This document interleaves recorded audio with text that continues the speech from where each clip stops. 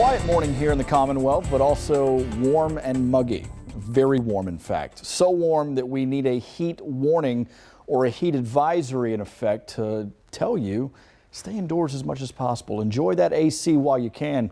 You're going to need it because even throughout the morning into the afternoon and the evening, temperatures are going to be spiking. Now, today is the hottest of the heat wave, so we have to get through today before we start to see that slow cool down.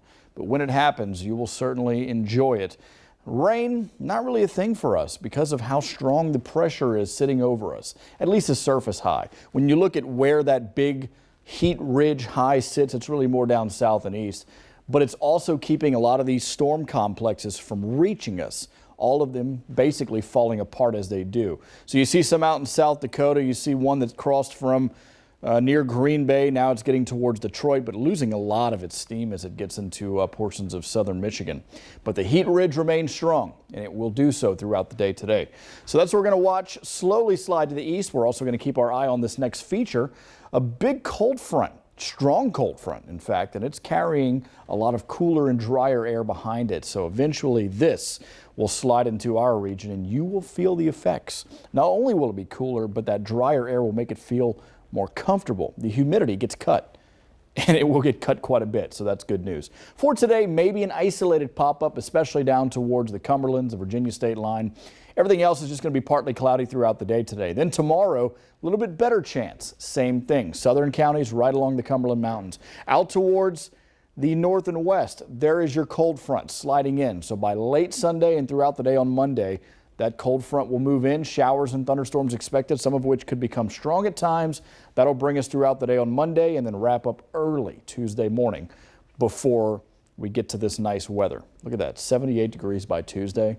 Almost unheard of around this time of the year, but we'll take it, especially after we get to 94 today. Slow cool down, then a big cool down for Monday. Upper 70s before we start to make that slow climb back up to normal. But the most important thing out of everything is the fact that we go from a heat wave to a better feeling forecast. So your heat alerts look like this. Advisory for all of your southeastern counties and some of those that are stretching up near I-64, but everyone else inside of a heat warning. What's the difference? Really nothing when you factor in that anywhere between 100 and 105 is kind of the threshold for the warning. 95 to 100 is kind of what the advisory means. I'm talking about heat index values. So really, I mean, there's not a lot of difference. You can't really feel the difference between that. But just know that no matter where you live, whether it's Pike County, Paducah, Cincinnati, or anywhere in between, it is going to be a very, very hot day out there, the hottest of this heat wave.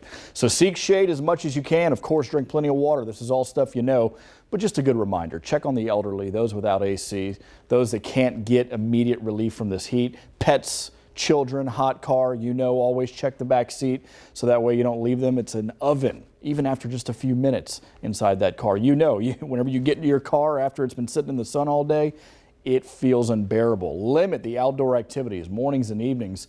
And of course, the signs of heat-related illness. Always a good thing to know those signs and how to treat them. It could save you or someone you know's life.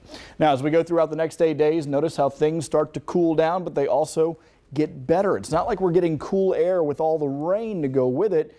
We will actually have some really nice outdoor weather days with cooler and better feeling weather. More news after the break.